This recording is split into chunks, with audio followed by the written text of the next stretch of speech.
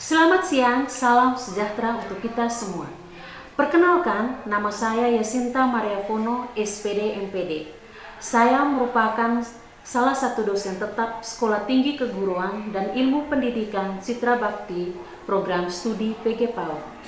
Adapun mata kuliah yang saya ampuh adalah pola pengasuhan anak dengan bobot SKS, 1 SKS untuk teori dan 1 SKS untuk praktek yang dipelajari di semester genap. Dalam proses pembelajaran saya menggunakan metode DIA, yaitu Delivery, Interaction, and Assessment. Adapun capaian pembelajaran mata kuliah pola pengasuhan anak yaitu yang pertama, menjelaskan konsep dasar pola pengasuhan anak, yang kedua, mengidentifikasi tipe-tipe pola asuh berdasarkan teori yang ada, yang ketiga, menganalisis dampak pola asuh terhadap perkembangan anak, yang keempat, mengimplementasikan pola asuh yang tepat dalam berbagai situasi dan kondisi. Dari hasil pembelajaran, mahasiswa diharapkan yang pertama, mampu menjelaskan konsep dasar pola pengasuhan anak. Yang kedua, mampu mengidentifikasikan berbagai tipe-tipe pola asuh berdasarkan teori yang ada. Yang ketiga, mampu menganalisis dampak pola asuh terhadap perkembangan anak. Dan yang keempat, dapat mengimplementasikan pola asuh yang tepat dalam berbagai situasi dan kondisi. Nah, adapun kajian materi pembelajaran mata kuliah pola pengasuhan anak yaitu pertama, pengantar pola pengasuhan anak, yang kedua, tipe-tipe pola asuh, yang ketiga, teori perkembangan anak, yang keempat, pengaruh pola asuh terhadap perkembangan anak, yang kelima, pola asuh dalam konteks sosial dan budaya, keenam, pola asuh demokratis, otoriter, dan permisif. Ketujuh, peran keluarga dalam pengasuhan. Kedelapan, pengasuhan di era digital. Kesembilan, tantangan dalam pengasuhan. Kesepuluh, pola asuh dan kesehatan mental anak. Kesebelas, implementasi pola asuh dalam dunia pendidikan. Kedua belas, studi kasus pola pengasuhan. Nah, adapun sistem pembelajaran yang saya lakukan adalah dengan melakukan perkenalan membangun keakraban antara dosen dan mahasiswa. Yang kedua, saya melakukan brainstorming dengan harapan bisa menciptakan lingkungan yang kondusif, bebas, dan terbuka yang mendorong setiap mahasiswa untuk berperan aktif. Selanjutnya, saya membahas kontrak perkuliahan yang mana ini adalah membuat kesepakatan bersama terkait proses perkuliahan berjalan termasuk topik pembelajaran dan tugas agar mendapat gambaran pelaksana perkuliahan selama 1 semester. Dalam diskusi saya biasanya memotivasi mereka untuk belajar lebih fokus, lebih giat, dan lebih serius. Selanjutnya, saya akan mencoba mengetahui pemahaman masing-masing mahasiswa terkait dengan proses pembelajaran melalui tugas, kuis, dan presentasi. Itulah gambaran dari pembelajaran mata kuliah pola pengasuhan anak. Adapun rujukan pembelajaran sebagai bentuk strategi, delivery proses penyampaian materi ke mahasiswa dengan menggunakan beberapa strategi, yaitu textbook diantaranya, buku pola pengasuhan orang tua pengganti pada anak usia dini, kemudian media online digunakan untuk mencari topik yang menarik untuk dijadikan bahan diskusi terkait materi perkuliahan. Nah, biasanya di awal pertemuan dilakukan review pembelajaran yang mana fungsinya untuk mengingat kembali materi-materi pembelajaran sebelumnya dan akan dilanjutkan pada materi yang akan datang. Strategi yang kedua adalah dengan case method atau collaborative learning dengan memberikan contoh kasus secara kolaborasi terkait dengan masalah pola asuh serta pemberian kuis yang dapat didiskusikan agar mahasiswa lebih semangat dan semakin termotivasi dalam mempelajari materi pembelajaran. Selanjutnya, dalam perkuliahan saya juga menggunakan saluran komunikasi yang dapat digunakan. Yang pertama, menggunakan grup WhatsApp. Hal ini dilakukan untuk berinteraksi langsung dengan mahasiswa dalam menjelaskan hal-hal yang terkait dalam pembelajaran atau terkait kendala-kendala yang dihadapi mahasiswa selama proses perkuliahan. Pelaksanaan asesmen dalam pembelajaran. Dalam proses ini, bagaimana cara saya melakukan evaluasi penilaian terhadap mahasiswa? Di awal pertemuan saya menjelaskan bobot penilaian dari mata kuliah ini, yaitu aktivitas partisipatif 25%, hasil proyek 35%, tugas 5%, kuis 5%, UTS 10%, dan UAS 15%. Nah, selanjutnya saya akan menampilkan proses pembelajaran saya di kelas dengan mata kuliah pola pengasuhan anak secara tatap muka. Selamat menyaksikan. Selamat siang semuanya. Selamat siang, Bu. Apa kabar kalian semua? Baik, Bu. Oke, bagaimana hari ini? Sehat semua? Sehat, Bu. Ketua kelasnya mana? Berapa orang tidak hadir? Hadir semua. Oke, berarti semuanya sehat ya. Oke, sebelum kita mulai dengan perkuliahan kita pada hari ini, Ibu minta satu orang untuk pimpin kita dalam doa. Silakan siapa? Joyce. Mari kita berdoa kepada Bapa Dan Bapa dan Putra dan Roh Kudus. Amin. terpujilah nama Maria Santi Yosef Sampai selama-lamanya. karena Bapa Dan Putra dan Roh Kudus. Amin. Oke, terima kasih Joyce sudah pimpin kita dalam doa.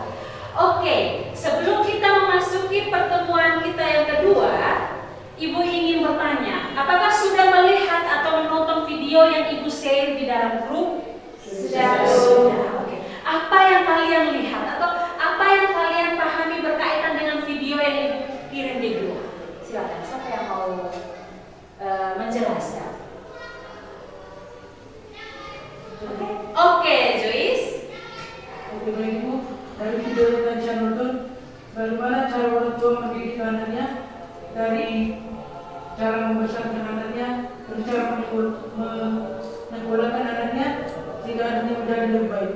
Oke, berdasarkan Joyce yang nonton ya, dia menyimpulkan bahwa isi video tadi yang Ibu kirim di dalam grup WhatsApp kita, bahwa di situ kan ada edukasi ya berkaitan dengan pola asuh anak, dari bagaimana mendidik, bagaimana menyekolahkan anak, ya itu menurut Joyce. Lalu bagaimana dengan teman-teman yang lain berkaitan dengan apa yang kalian petik dari video tersebut atau pesan apa yang kalian petik dari video yang Ibu kirim di grup? Silakan, ada selain Joyce? Ya, Suster? Silakan. Dari video yang saya tonton tadi itu, bagaimana orang tua mau menyiapkan diri ketika anak-anaknya hadir, bagaimana cara mereka menyiapkan diri dari cara masuk atau mendidik itu mereka menggunakan itu. Oke, kalau dari Suster, sesuatu yang dia petik dari video yang Ibu kirim bahwa itu bagaimana sebagai orang tua itu menyiapkan diri untuk mengasuh anak. Oke, masih ada lagi yang lain, satu lagi. Oke, Yoran. Baik Ibu, Ya, silakan. jadi dari yang video yang sudah saya nonton tadi, bagaimana orang tua mempersiapkan diri sebelum kedatangan anaknya. Oke, menurut Yolan dari video skrip video itu bagaimana orang tua itu mempersiapkan diri ya, sebelum kita menjadi orang tua itu kita harus betul-betul mempersiapkan diri sehingga ketika kita diberi anugerah ya, memiliki anak itu sebuah anugerah. Ketika kita diberi anugerah untuk mengasuh anak, kita sudah memahami ya, bukan sekedar memahami tapi kita tahu bagaimana cara kita mengasuh anak ya. Nah, kita sebagai pendidik anak usia dini maka kita perlu untuk belajar berkaitan dengan pola asuh ya, pola asuh anak. Oke, kembali lagi. Apa itu pola asuh? Masih ingat tidak pada pertemuan kemarin? Angkat tangan. Oke. Nama siapanya? Intan ya. Baik, terima kasih atas waktu dan kesempatan yang diberikan kepada saya. Menurut pemahaman saya, pola asuh adalah cara orang tua mendidik dan mengasuh anak. Ada asuh, asa, dan asuh. Oke, menurut Intan itu cara orang tua untuk mengasuh anak itu ada asa, asi, dan asuh. Kalau berkaitan dengan mengasuh anak berarti ada interaksi. Ada interaksi tidak? Ada. Interaksi yang bagaimana? Ya, Intan, interaksi yang Interaksi bagaimana? yang baik antara orang tua dan anak ini. Oke, interaksi yang baik antara orang tua dengan anak ya. Berarti coba berikan salah satu interaksi yang kalian ketahui berkaitan dengan pola asuh interaksi antara orang tua dengan anak itu yang bagaimana? Oke, silakan. Baik, ketika dalam satu keluarga memutuskan suatu keputusan bersama itu, orang tua harus memberikan ruang kepada anak untuk bisa berkomunikasi juga sehingga memutuskan sebuah keputusan itu dengan belum berpikir. Oke, menurut Intan salah satu pola asuh yang antara interaksi antara anak dengan orang tua itu ketika mengambil atau membuat sebuah aturan atau mengambil sebuah keputusan itu harus duduk bersama antara orang tua dengan anak. Iya, seharusnya seperti itu ya. Jadi anak dengan orang tua itu harus memiliki interaksi yang baik sehingga pola asuh berjalan dengan baik. Oke. Lalu kita hari ini kita akan belajar berkaitan dengan tipe-tipe pola asuh. Oke, berkaitan dengan tipe-tipe pola asuh. Ya, materi tentang tipe pola asuh itu Ibu sudah kirim di grup WhatsApp. Silakan. Siapa yang bisa menyebutkan tipe-tipe pola asuh? Silakan. Oke. Baik, itu terima kasih dan pola asuh. Pola asuh. Tipe-tipe pola asuhnya.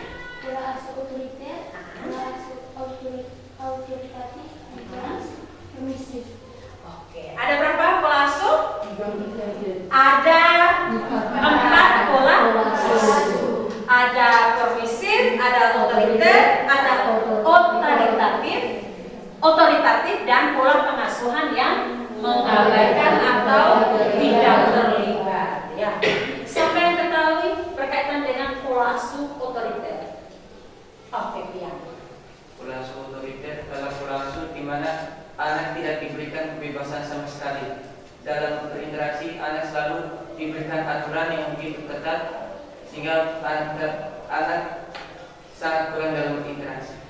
Oke, menurut Pian, pola asuh permisif, pola asuh otoriter merupakan pola asuh yang selalu mengikuti orang tua, ya, atau harus patuh ya, menekan pada kontrol dan kepatuhan yang tidak boleh dipertanyakan oleh anak.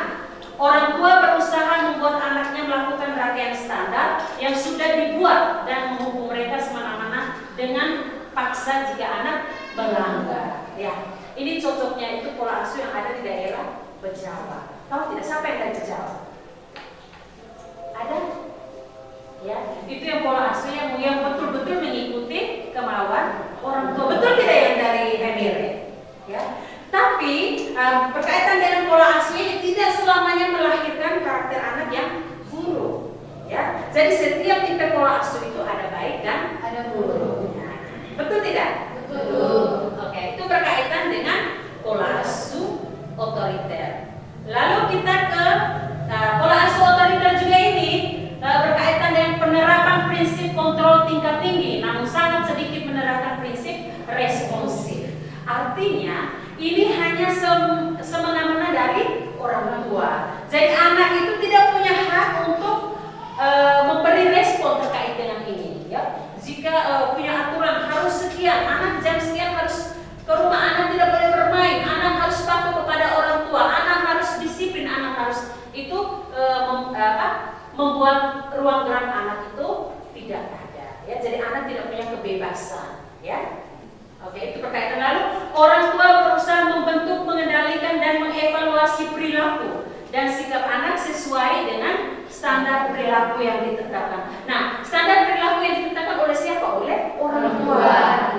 Jadi anak seolah-olah itu harus betul-betul mengikuti apa yang menjadi kemauan orang tua, ya. Padahal anak itu harus punya kebebasan, ya, harus punya hak untuk menyampaikan apa yang menjadi kehendaknya, ya. Lalu yang berikut, menjunjung tinggi nilai kepatuhan dan hukuman. Nah, ini orang otoriter. Jadi ketika anak itu tidak mengikuti aturan yang dibuat dalam rumah, berarti harus diberi hukuman. Ada yang pernah mengalami ini? Nah, ini ya masing-masing pernah. Itu berarti di samping itu orang tua juga pingin anaknya itu harus mempunyai karakter yang baik, disiplin dan lain sebagainya, ya. Lalu yang berikut, orang tua menuntut anak untuk selalu mematuhi segala perintah orang tua. Jadi don't say no, but say yes. Semua apa yang diperintahkan orang tua, mau menyenangkan atau tidak, anak wajib mengikuti. Itu anak yang dilahirkan dari orang tua yang otoriter. Lalu apabila terjadi pelanggaran, maka cenderung dilakukan permusuhan secara verbal disertai hukuman fisik. Itu kita kembali berkaitan dengan hukuman. Jika tidak patuh, maka diberi hukuman. Oke. Yang berikut, pola asuh otoritatif. Ya. Pola asuh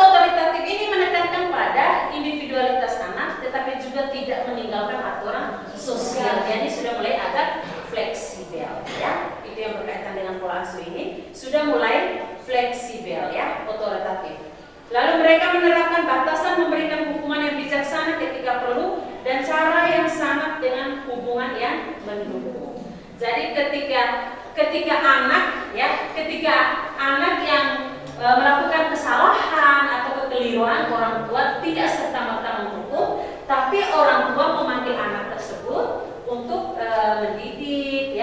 mendidik atau menjelaskan dengan cara yang interaksi yang baik, dengan kata-kata yang baik, lalu mendekatkan dengan anak, ya.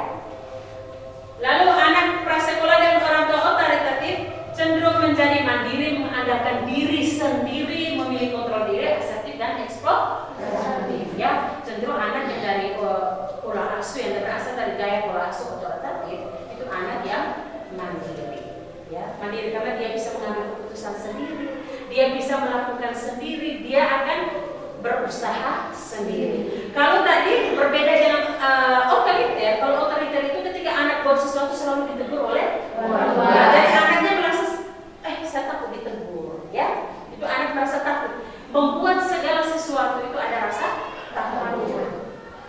Oke, kita lanjut ke pola pengasuhan mengabaikan, ya. Pola pengasuhan mengabaikan ini orang tua sangat tidak terlibat dalam kehidupan anak, ya. Lalu cenderung anak-anak ini tidak memiliki kemampuan sosial, ya. Jadi orang tua yang kebanyakan ini orang tua yang dua-duanya bekerja, ya. Atau orang tua yang pergi ke luar negeri namun anaknya dititip dengan kakek dan nenek. Itu pola asuh mengabaikan, ya. Jadi kebutuhan anak ini bukan berkaitan dengan kebutuhan finansial, tapi kebutuhan kasih sayang yang harus dimiliki oleh anak. Itu anak sangat membutuhkan bagaimana kedekatan antara anak dengan orang tua, ya. Attachment antara ibu dengan anak, attachment antara ayah dengan anak. Jadi kalau yang permisif ini kebanyakan orang tua yang bekerja, dua-duanya bekerja ataukah dua-duanya pergi mencari nafkah di sebagai migran worker atau yang BI itu, yang berlanjut terus anaknya dititipkan ke orang lain. Jadi ini mereka tidak bersentuhan langsung dengan anak, ya. Lalu yang berikutnya berkaitan permisif, ya. Pola asuh permisif, pola asuh ini menekankan pada pengekspresian diri dan regulasi diri. Orang tua membuat sekian permintaan dan membiarkan anak untuk memonitor aktivitas mereka sendiri sebanyak mungkin. Ya. Lalu ini kita lihat prinsip, ya, dari pola asuh. Pola asuh apa tadi? Permisif, ya. Dari pola asuh permisif. Ya. Orang tua lebih menekankan prinsip responsif daripada kontrol. Itu ada baiknya, ya. Jadi orang tua itu memberikan kebebasan kepada anak untuk selalu memberi respon, ya, daripada kontrol semua. Ini anak baru keluar, orang tua cepat kontrol, anak baru ini cepat kontrol. Jadi anak itu dia tidak mandiri dan tumbuh ada rasa takut. Takut kenapa? Dia bukan disiplin karena memang kontrol dirinya bukan, tapi karena takut, ya. Itu yang berkaitan dengan yang dari orang tua otoriter. Lalu berpusat pada anak, prinsip responsif tingkat tinggi namun rendah kontrol. Nah, ini juga bahayanya, ya. Jadi orang tua selalu full diberikan kebebasan kepada anak, ya. Jadi lupa kontrol, ya, kurang kontrol pada anak, ya. Apalagi sekarang, kamu lihat kan anak-anak sekarang usia baru 5-6 tahun sudah bisa scroll TikTok. Scroll, kamu lihat tidak? Ya. Jadi ini sangat berbahaya ketika lost control, ya. Ketika orang tua tidak mengontrol kegiatan anak-anak, ya. Jadi ini permisif ini kadang dia lepas kontrol, ya. Apapun yang dilakukan oleh anak itu orang tua tidak mengontrolnya. Jadi hati-hati, ya, untuk pola asuh permisif. Apalagi sekarang semakin teknologi semakin terbuka, ya. Segala hal itu sudah masuk di dalam, ya. Apalagi kalau orang tua tidak mengecek anak yang usia begitu sudah diberi handphone, sudah mulai kita tidak tahu anak ini malah lebih pintar dari kita orang tua. Mereka sudah tahu ketika link YouTube sekarang kan tidak lagi pakai ketik, ya, mencari itu, tapi mereka sudah tahu ternyata bisa pakai voice. Nah, jadi sekarang anak-anak usia itu sudah bisa. Nah, ini butuh kontrol dari orang tua, ya. Yang berikut dilakukan untuk menghindari terjadinya konfrontasi. Nah,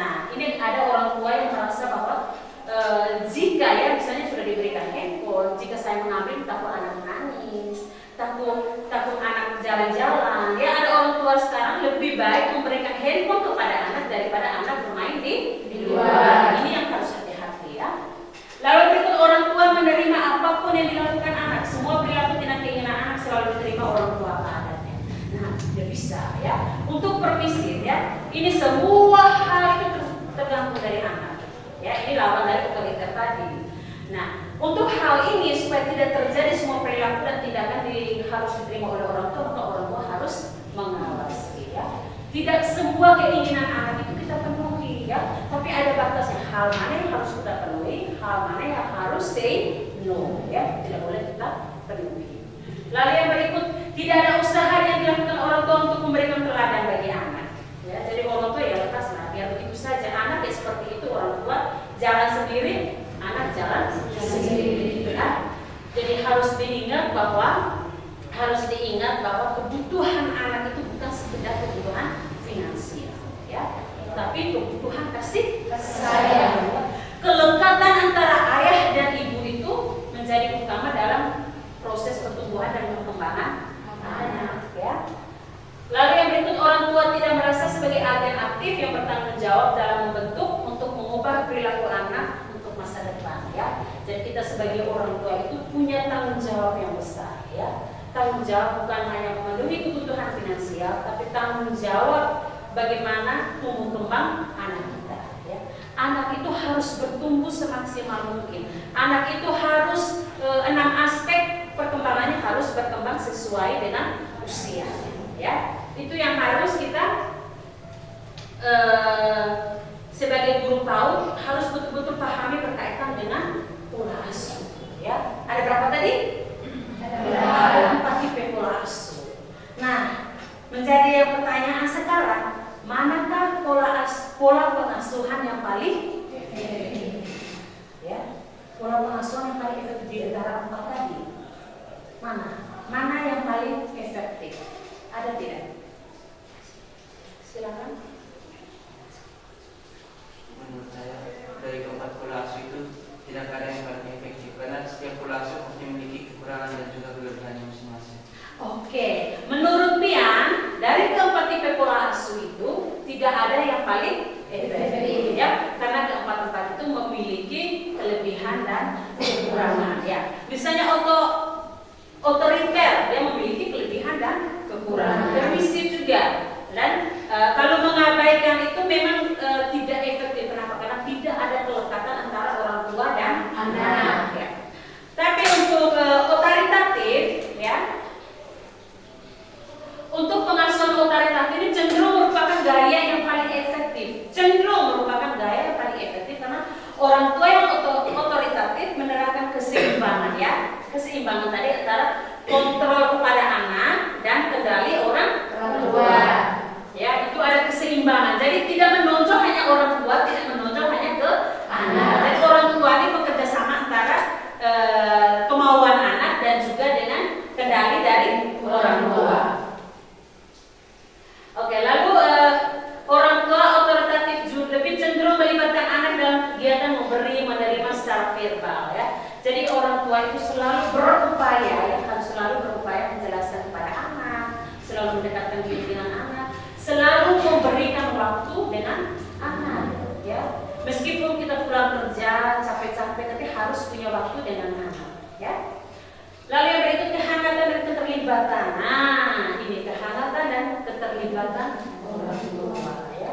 Jadi ketika anak pulang sekolah, misalnya anak pulang sekolah, kita harus selalu tanya, tadi belajar apa di sekolah, guru mengajar apa, buat apa. Itu sentuhan-sentuhan kecil itu sangat mempengaruhi pada proses pertumbuhannya dan perkembangan kognitifnya, ya. Itu salah satu bagaimana kita meningkatkan interaksi antara orang tua dengan anak. Oke, sampai di sini ada yang mau ditanyakan? Oke, silakan. Baik, terima kasih atas waktu dan kesempatannya Ibu. Pertanyaan saya, jika tadi Ibu menjelaskan bahwa pola asuh yang paling efektif adalah pola asuh otoriter, pertanyaan saya otoritatif, bukan otoriter. Pola asuh yang efektif otoritatif, bukan otoriter. Silakan. Otoritatif, pertanyaan saya, bagaimana Ibu menyikapi jika terjadi dampak negatif dari pengasuhan tersebut? Bagaimana jika terjadi dampak negatif dari pengasuhan tersebut? Oke, untuk berkaitan pengasuhan otoritatif, bukan otoriter ya. Untuk otoritatif ini sering cenderung disebut sebagai efektif karena tadi ada keseimbangan tadi. Keseimbangan jadi ada kendali dari orang tua dan juga menerima kehendak dari anak. Jadi itu ada interaksi, ada timbal baliknya antara anak dengan orang tua. Tidak semena-mena mengikuti kemauan orang tua dan tidak semena-mena mengikuti kehendak dari anak. Jadi ini ada keseimbangan antara keduanya, makanya sering disebut sebagai salah satu yang efektif. Ya, sudah bisa? Ada lagi? Oke, sudah mengerti semua berkaitan dengan ini? Sudah. Oke, baik. Jika sudah semua dan sudah dipahami berkaitan dengan materi kita pada hari ini, sekarang silakan masing-masing mengakses Edlink. Ya, semua masing-masing sudah memiliki Edlink? Sudah. Oke. Mengakses Edlink yang ada di sana. Di sana Ibu sudah membuat soal kuis, ya. Ada 10 nomor berkaitan dengan materi kita pada hari ini.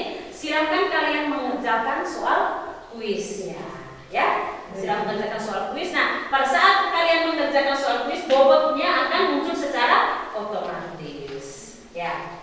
Oke, baik. Itu berkaitan dengan pertemuan kita pada hari ini berkaitan dengan tipe-tipe pola asuh, ya. Tadi sudah tahu bahwa pola asuh itu ada 4, ya. Ada otoriter, apa lagi? Permisif, dan pola asuh yang mengabaikan, ya. Itu jadi besok-besok ketika kita menjadi orang tua, menjadi guru, kita harus betul-betul memahami berkaitan dengan pola asuh, ya. Kenapa kita menjadi guru? Penting untuk belajar pola asuh karena kita nanti akan menjadi orang tua, ibu menjadi ayah, ya, supaya kita bisa menerapkan pola asuh kepada anak dengan tepat. Oke, silakan selanjutnya kalian melakukan untuk mengerjakan kuis yang ada di Edlink. Oke, sudah? Sudah. Oke. Kalau begitu, jika tidak ada pertanyaan lagi, terima kasih untuk pertemuan kita hari ini, ya. Sampai jumpa pada pertemuan berikutnya berkaitan dengan teori perkembangan anak. Ya, nanti materinya lalu atau videonya akan Ibu share seperti biasa di grup kita, ya, di grup WhatsApp. Oke, sebelum kita tutup perkuliahan kita ini, silakan satu orang bawa kita dalam doa. Silakan.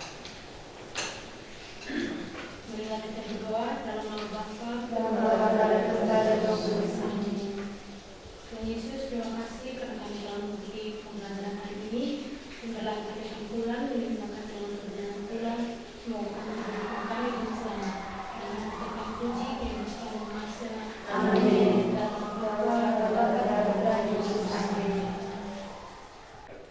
Demikianlah video pembelajaran ini saya persembahkan dalam unjuk kerja PDD UKTPT. Semoga bermanfaat untuk mahasiswa dan umumnya untuk masyarakat luas. Terima kasih.